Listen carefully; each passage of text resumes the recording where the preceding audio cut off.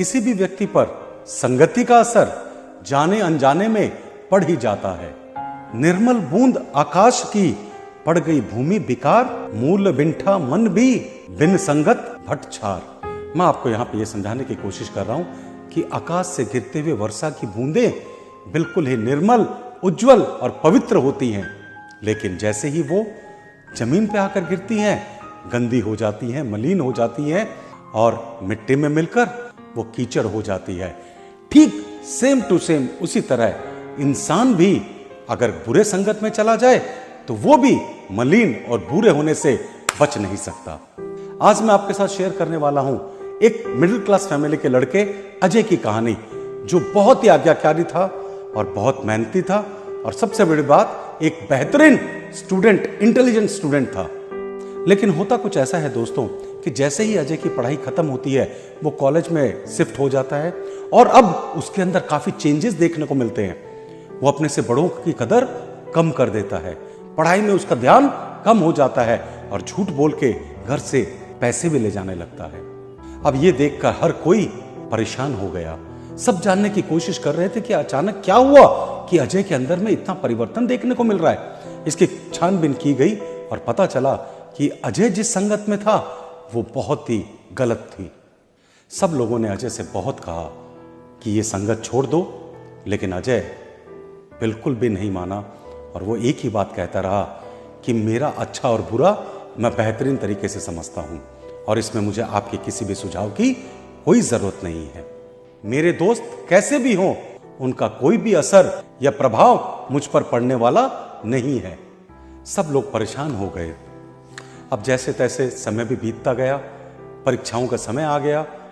अजय ने मेहनत की परीक्षा के लिए, लेकिन वो सफिशिएंट नहीं थी और जब रिजल्ट्स आए तो वो 2 सब्जेक्ट्स में फेल हो गया। जो इंसान हमेशा अच्छे नंबरों से पास हुआ करता था, अच्छे मार्क्स लेके आता था, वो 2 सब्जेक्ट्स में फेल। ये जो जबरदस्त झटका था ये अजय बर्दाश्त नहीं कर पा रहा था। उसने कमरे से बाहर निकलना बंद कर दिया, लोगों से बातचीत बंद कर दी, बिल्कुल डिप्रेशन में चला गया और वो जो 2 सब्जेक्ट्स में फेल हुआ है ये वो बर्दाश्त नहीं कर पा रहा था। उस माहौल से बाहर ही नहीं निकल के आ पा रहा था, जबकि सब उसे समझा रहे थे कि ये कोई आखिरी रिजल्ट नहीं है, आगे मेहनत करो और पढ़ाई करो, आगे रिजल्ट्स अच्छे हो जाएंगे। लेकिन क्या पता उसे क्या हो गया था, उसके जो नंबर कम आए थे वो उस माहौल से बाहर ही नहीं निकल पा रहा था। इस बात का पता चलता है उसके पुराने वाले स्कूल के प्रिंसिपल को। उनके बेहतरीन स्टूडेंट्स में से अजय एक था। जब ये बात प्रिंसिपल को पता चलती है तो उनको बहुत दुख होता है और वो अजय को एक बार अपने पास बुलाते हैं। अजय उनके घर जाता है। कुछ शाम का समय था और वो अपने घर में लॉन में, यानी कि आप समझ पा रहे हैं ना, गार्डन बाहर में वो झूले में बैठकर वो आग ताप रहे थे उस अंगीठी में, यानी कि सिगरी। समझ पा रहे हैं ना, जिसमें कोयले वगैरह डाल के हम वो ठंड के समय में आग तापते हैं। Yes, correct. उसी समय अजय उनके पास जाता है और पास में जाकर बैठ जाता है। लगभग 15-20 मिनट तक दोनों एक दूसरे से कोई बात नहीं करते, न ये कुछ कहता है न वो सामने से कुछ कहते हैं। थोड़ी देर बाद प्रिंसिपल साहब खड़े होते हैं और आगे बढ़कर चिमटे से उस सिगरी में से एक कोयले का टुकड़ा निकालकर मट्टी में डाल देते हैं। वो जो कोयले का टुकड़ा था वो थोड़ी देर तक तो गर्माश दिखाता रहता है, जलता है, लेकिन धीरे धीरे करके वो बुझ जाता है और उसके अंदर की सारी गर्मी खत्म हो जाती है। जैसे ही अजय देखता है कि प्रिंसिपल साहब वो कोयले के टुकड़े को मिट्टी में रख दिया तो वो उनसे कहता है, ये तो अब बेकार हो गया, अब इसका कोई काम नहीं है, ऐसा आपने क्यों किया? प्रिंसिपल साहब उनसे कहते हैं कि चल ठीक है, अगर तुम्हें ऐसा लग रहा है तो मैं एक काम करता हूं, इसे वापस इस सिगरी में रख देता हूं। और जैसे ही उन्होंने उस सिगरी में रखा, पता क्या हुआ, वो फिर कोयले का टुकड़ा फिर से भभकने लगा और फिर से वो गर्मी पैदा करने लगा और वैसे ही आगे की जैसे वो अपना काम करने लगता है। ये दिखाकर प्रिंसिपल साहब अजय से पूछते हैं, कुछ समझे? अजय ने बोला, मतलब? इस पर प्रिंसिपल साहब मुस्कुराते हैं और अजय से कहते हैं कि इस कोयले के टुकड़े की तरह सेम टू सेम तुम भी जब अच्छी संगत में थे तो अच्छी पढ़ाई किया करते थे, अच्छे रिजल्ट्स आते थे और सब कोई तुम्हें प्यार किया करते थे, लेकिन कुछ समय के लिए तुम बुरी संगत में चले गए तो उसका यह मतलब नहीं है कि तुम अब बेकार हो गए हो। अगर तुम फिर से वही पुरानी संगत में आ जाओ, अच्छे से आचरण करना लग जाओ, सही तरीके से जीना शुरू कर दो, तो फिर से तुम वो पुराने वाले अजय बन जाओगे। कि दूसरी बात जो मैं यहां पे तुम्हें सिखाना चाहता था वो ये था कि मैंने उस कोयले के टुकड़े को चिमटे से पकड़ा, हाथ से नहीं पकड़ा। उसका क्या कारण था? उसका मेन कारण है कि अगर कोयला जलता हुआ हाथ में आ जाए तो हाथ को जला देता है, और अगर ठंडा रहे तो हाथ को काला गंदा कर देता है। इसलिए गंदी चीजों को अगर हम स्पर्श करते हैं तो दूरियां बना के रख करते हैं। यहां पे प्रिंसिपल साहब अजय से कहते हैं कि हमें उस बनाए हुए ईश्वर की ताकत को कम आंकना नहीं चाहिए, क्योंकि उन्होंने इंसान को ही इतना शक्तिशाली बनाया है कि वो अपनी ताकत से हुई हुई गलती को वापस सुधार सकता है।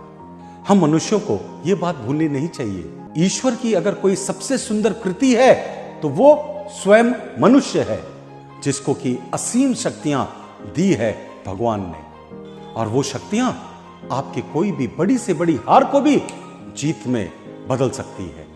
और इसीलिए तो विक्रम सेठिया हमेशा कहता है, रास्ते कभी खत्म नहीं होते, बस हम हिम्मत करना ही छोड़ देते हैं। एक बार और मैं आपको यहां पे बताना चाहता हूं कि हमारी जो आध्यात्मिक जो उन्नति है वो भी बहुत दूर तक हमारी संगति पे ही निर्भर करती है। और इसीलिए तो कहा गया है कि इंसान अपने संगत से ही जाना जाता है। यदि हम अमीर लोगों के साथ उठते बैठते हैं तो हर समय हम धन ज्यादा कमाने के ही सोचेंगे, और अगर हमारा संग और साथी शराबी है तो आज नहीं तो कल हमारा रुझान भी उसी दिशा में हो जाएगा। यदि हम ऐसे लोगों के साथ रहते हैं जो बात बात पर झगड़ा करते हैं तो मेरी बात याद रखिएगा, आप भी एक झगड़ालू इंसान में परिवर्तित हो जाएंगे।